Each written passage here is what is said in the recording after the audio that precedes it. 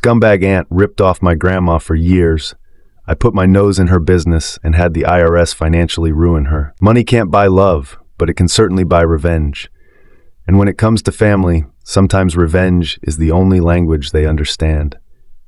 This is the story of how I took down my greedy aunt and delivered justice for my beloved grandmother. Growing up, my grandma Evelyn was the sweetest person I knew. She had one simple wish: to live out her days in the comfort of her own home. Thanks to my grandpa's smart investments, that should have been easy to achieve. But family can be complicated, especially when money's involved. After Grandpa passed, Evelyn appointed her 3 children, my dad Jack, my Aunt Sarah, and my Uncle Tom, as trustees of her estate. At first, everything seemed fine, but when Jack moved away, Sarah swooped in, claiming she and Tom could handle things. That's when the trouble started. On my occasional visits, I noticed things weren't quite right.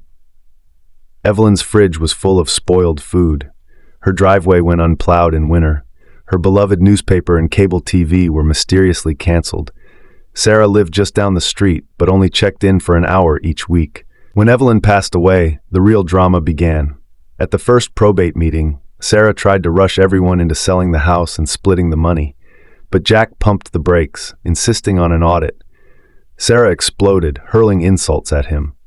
That's when I knew something was seriously wrong. The audit revealed years of financial abuse, outrageous food expenses, phantom cell phone bills, repairs for a truck Evelyn no longer owned. Sarah had been siphoning money left and right, even funding European vacations for herself. She'd loaned $200,000 to her husband's failing construction business. Worse still, she'd been cutting monthly checks to our estranged aunt and cousin, while neglecting payments meant for the rest of us grandkids. Armed with this information, we confronted Sarah.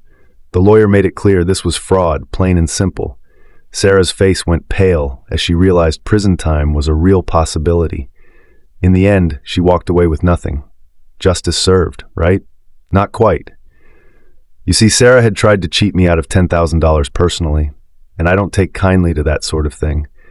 So I did some digging and found a way to hit her where it really hurts, her wallet.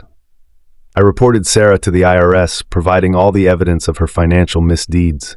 For months, I heard nothing. Then came an unexpected call. The IRS wanted to meet. It turns out Sarah had failed to declare over $1 million in income. The taxman cometh, and he was not pleased. In the end, Sarah and her husband lost everything: their house, their cars, their comfortable life. Last I heard, they'd fled to some dusty nowhere town, living off a meager teacher's pension. As for me, well, let's just say the IRS can be quite generous to those who help them catch tax cheats.